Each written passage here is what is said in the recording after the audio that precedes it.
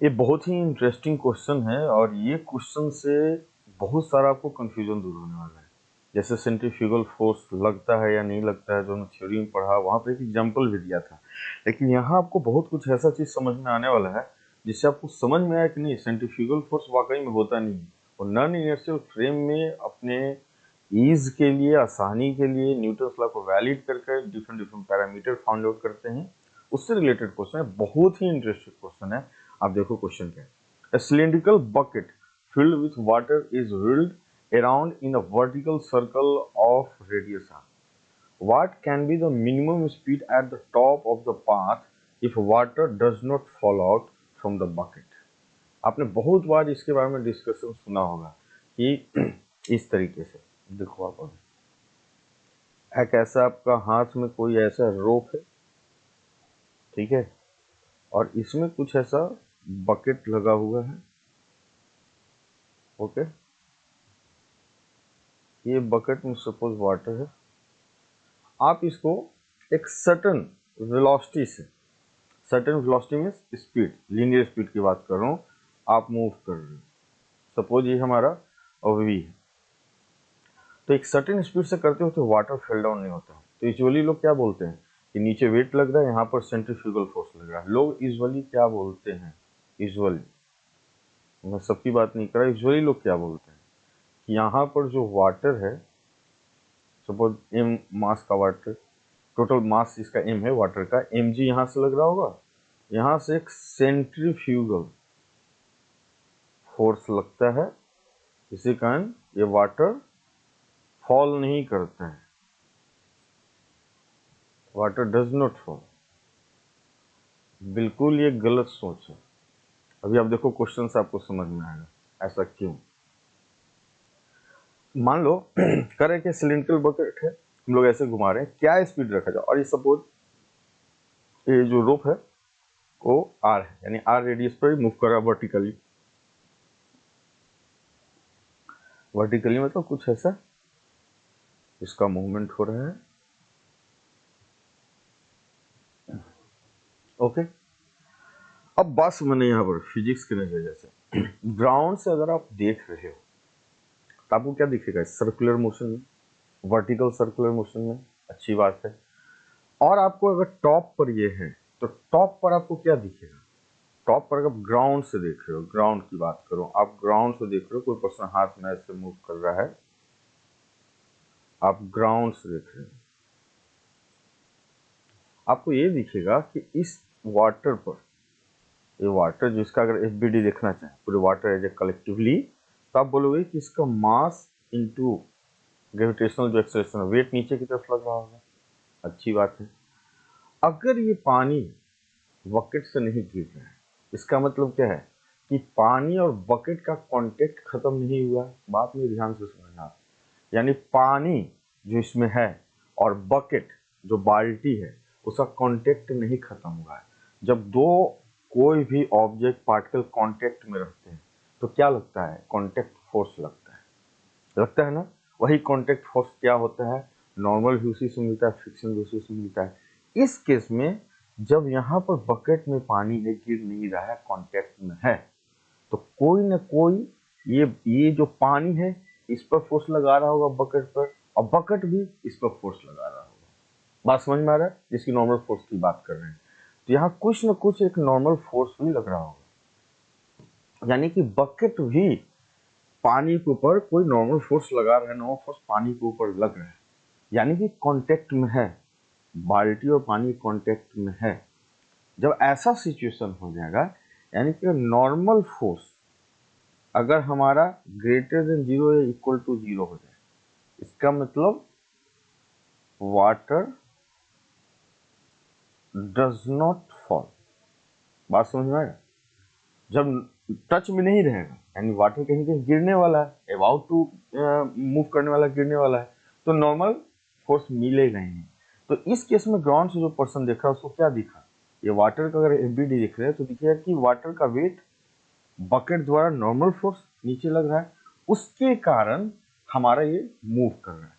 तो आप यहां से बोलोगे कि weight plus normal force by the bucket of the water equal to m v square by r, ये स्पीड हमने माना है। अब यहां से समझो, यानी कि नॉर्मल रिएक्शन हमारा बेसिकली क्या हो गया, m v square upon r minus m g. और नॉर्मल रिएक्शन क्या बोल रहा है, ये तो हमने ग्राउंड से देखा, जो एक डायनेमिक्स जो फिजिक्स का मैकेनिक्स उसको हमने लगाया। अगर पानी नहीं गिर रहा है, इसका मतलब normal reaction greater than equal to zero है, यानी कि एम वी स्क्वायर ये पार्ट नॉर्मल रिएक्शन है, r minus m g should be greater than equal to zero, कोई दिक्कत नहीं। यानी कि ए एम एम कॉमन हुआ, उसे हटा देते हैं, तो v square should be greater than equal to r g, यानी कि v should be equal to and greater than r g. That means अगर speed, linear speed of the bucket अगर रूट आर जी है या उससे बड़ा है तो पानी नहीं गिरेगा। पानी क्यों नहीं गिर रहा है, सेंट्रीफ्यूगल फोर्स के कारण नहीं। सेंट्रीफ्यूगल फोर्स, आप समझो ना बात को, अगर यहाँ पर आप आ गए, आप किस फ्रेम में आ गए, सपोज ये सेंटर पर आप बैठ गए, या सपोज ये जो पाथ है वहां पर कहीं आप बैठे हो उसके अपोजिट डायरेक्शन में, बाय सेंटर बैठे हो, सेंटर बैठे आपको क्या लगेगा कि हाँ जी ये तो मूवमेंट ही नहीं कर रहा है, उस केस में आप सेंट्रीफ्यूगल फोर्स लगाते हो, उसके बाद जो कैलकुलेशन करना है आप कर सकते हो। अब ग्राउंड पर रह के आप कैसे बोल सकते हो कि सेंट्रीफ्यूगल फोर्स लग रहा है इस पर। अब बात समझो, ग्राउंड पर से आपको क्या दिखेगा, आप इनर्शियल फ्रेम में हो, आपका इसका वेट दिखेगा, कॉन्टैक्ट फोर्स दिखेगा, नॉर्मल फोर्स दिख सकता है, इसका लीनियर स्पीड दिख सकता है, लेकिन आप जब सेंटर पर चले गए, इस फ्रेम में चले गए जो रोटेशन का फ्रेम है, तब आपको दिखेगा कि नहीं ये मूव नहीं कर रहा, आपके साथ रोटेट हो रहा है, ये समय लोगों को समझ में आ रहा है, तब आप कहते हो कि नहीं ठीक है, Newton's law non inertial frame है तो सेंट्रीफ्यूगल फोर्स है। ये ग्राउंड से आप कैसे कर सकते हो, सेंट्रीफ्यूगल फोर्स का तो कंसेप्ट या सूडो फोर्स का कंसेप्ट तो ही आता है नॉन इनर्शियल फ्रेम में। नॉन इनर्शियल फ्रेम में हम लोग लाते हैं, वहां पर एक्सेलरेशन का अपोजिट डायरेक्शन में लगाते हैं, न्यूटन्स लॉ वैल्यू, या फर्स्ट लॉ हो सेकंड लॉ हो, जैसा सिचुएशन हो उस तरीके से। तब मेरे समझ से ये कंफ्यूजन आपको क्लियर होगा। अब क्वेश्चन ये कहता है कि if continues with this speed, minimum speed है जिसे, water does not fall out from the bucket, if it continues with this speed, what normal contact force the bucket exerts on water at the lowest point of the path. Suppose ये v equal to v greater than r g है या equal to, तो lowest speed यानी कि v root r जी से अगर आता है तो यहाँ पर इसकी स्थिति क्या होगी, यहाँ पर सॉरी, यहाँ पर इसकी स्थिति क्या होगी, यानी कि बकेट कुछ अब ऐसा हो जाएगा, ठीक है। अब यहाँ पानी का वेट नीचे हो गया, वर्टिकली है ना, अब ये बकेट के ऊपर कुछ नॉर्मल इंडेक्स सपोज लग रहा है, अभी भी इसका स्पीड वही है, लीनियर स्पीड, तो यहाँ पर लीनियर स्पीड हमें मालूम है, तो हम लोग ऐसा कर सकते हैं कि सेंटर की तरफ क्या है force, n dash minus m g equal to m v square upon r. और हमें क्या निकालना है कि इस केस में कब, जब हमारा v equal to root r g हो, एंड मिनिमम स्पीड जिस पर नहीं गिर पा रहा है उस स्पीड से अगर हम जाते हैं, मूव करते हैं, तो जब बॉटम पर पहुंचता है तो नॉर्मल फोर्स कितनी लगा रहा है बकेट। यहाँ से हमें ये समझ में आया कि एम अगर कॉमन ले लें तो v square by r g, तो वी स्क्वायर क्या हो गया, r g upon r plus जी।